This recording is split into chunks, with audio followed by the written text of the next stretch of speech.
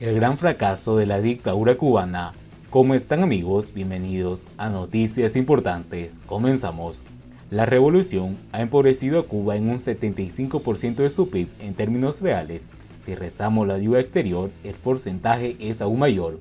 Cualquiera que conozca Cuba sabe que es un gran fracaso, un trágico y dolorosísimo fracaso para el pueblo. La revolución ha resultado un enorme fraude, el gobierno es un desastre, el régimen ha degenerado en un sistema totalitario, donde las libertades individuales son desconocidas, los derechos humanos inexistentes y los tribunales imparten una justicia de partido único, donde las garantías procesales son desconocidas. El Estado fuertemente militarizado gasta el 3% del PIB en defensa, el triple de países como España. La policía tiene barra libre y donde no está, los paramilitares del Comité de Defensa de la Revolución entran en acción. La revolución acumula un amplio historial de miles de ejecuciones, desapariciones, asesinatos extrajudiciales, 20.000 presos políticos, 2,5 millones de exiliados, además de innumerables violaciones de los derechos humanos.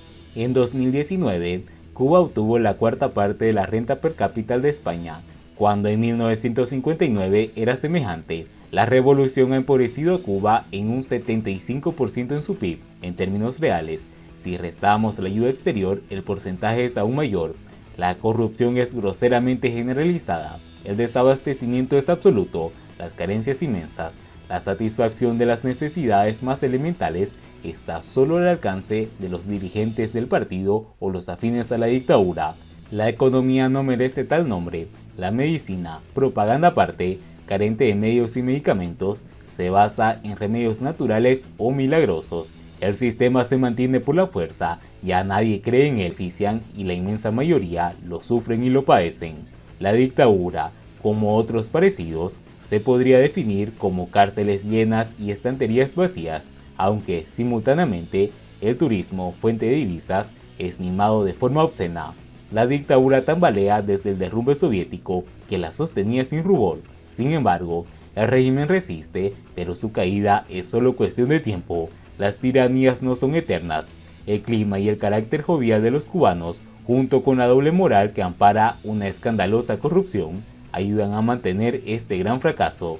Carlos Alberto Montaner nos señala en la última batalla de la Guerra Fría que en una entrevista a Alexander Yakovlev, posiblemente el principal consejero de Gorbachov, le reconoció que el comunismo había fracasado porque no se adaptaba a la naturaleza humana y como tal resultaba rechazada por la inmensa mayoría de la población.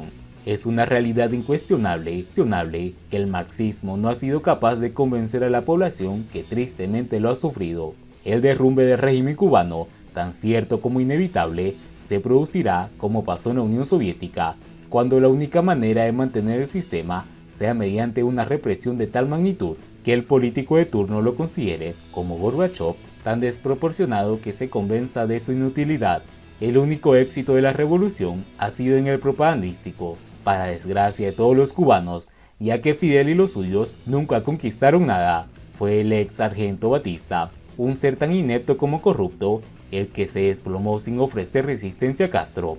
Hay que remontarse al golpe de los sargentos de 1933, origen del poder del sargento Fulgencio Batista, cuando este se alzó contra sus superiores con el beneplácito del poder civil. Consecuencia de ello, Batista fue ascendido a coronel y nombrado jefe del Estado Mayor del Ejército Cubano. No fue el único.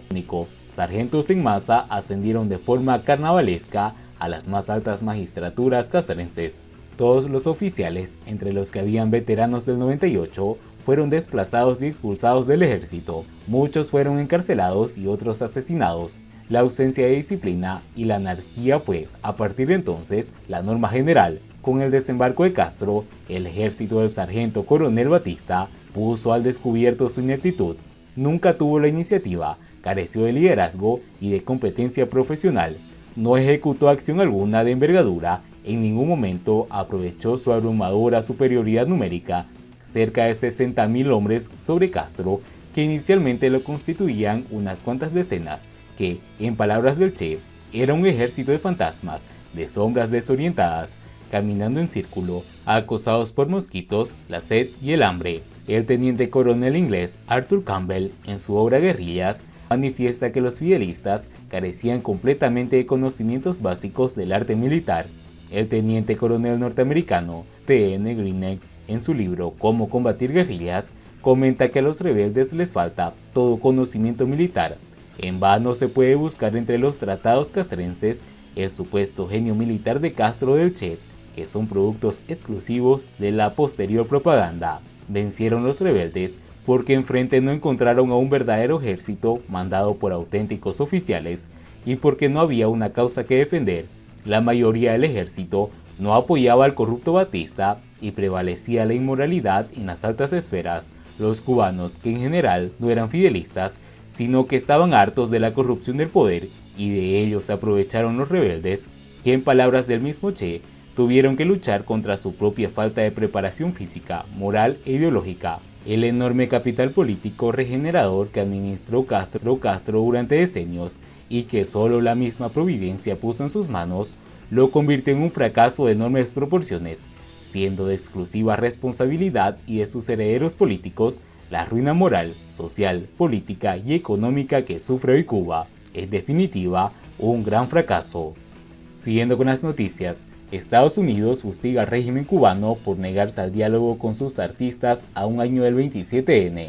Blinken consideró que el 27N, la dictadura reafirmó su determinación de silenciar a los artistas, activistas, periodistas independientes que abogan por los derechos humanos y las libertades fundamentales en Cuba. El gobierno de Estados Unidos fustigó el día sábado al régimen cubano por negarse al diálogo con sus ciudadanos, a un año de las protestas cívicas frente al Ministerio de Cultura, el MINCULT, en La Habana. En una declaración emitida por el Departamento de Estado, el secretario de Estado, Antony Blinken, recordó que el 20 de noviembre se cumple un año desde que cerca de 300 artistas y activistas se reunieron y manifestaron por la libertad de expresión frente al Ministerio de Cultura, inspirados por las protestas pacíficas y sin precedentes del movimiento San Isidro. Los cubanos han pedido a su gobierno que escuche sus llamados a las libertades fundamentales, la democracia y el respeto de los derechos humanos, afirmó Blinken, y el régimen desperdició la oportunidad de dialogar. En cambio, apunta, solo ha intentado fortalecer una ideología en quiebra y un sistema económico fallido que no puede satisfacer las necesidades básicas de los cubanos. Los artistas hicieron un llamado a las libertades artísticas y personales en Cuba y que el gobierno cubano participe en un diálogo que permita al pueblo cubano tener voz para determinar su propio futuro. Si bien los funcionarios inicialmente acordaron escuchar lo que los artistas tenían que decir, el régimen luego se negó a participar en cualquier diálogo, señala el texto. Al final, el mensaje de Blinken felicita al pueblo cubano por seguir pidiendo a su gobierno que escuche sus aspiraciones e insta al régimen a prestar atención a ese llamado y reitera que Estados Unidos apoyó al pueblo cubano en ese momento histórico y lo continúa haciendo hoy. Y bien amigos, así vamos terminando las noticias importantes del día de hoy. Por favor, nos ayudaría mucho compartiendo las noticias con sus amigos, con sus familiares y así poder llegar a muchas más personas con la verdadera realidad en Cuba. Patria y vida mis hermanos, nos vemos en el siguiente informe.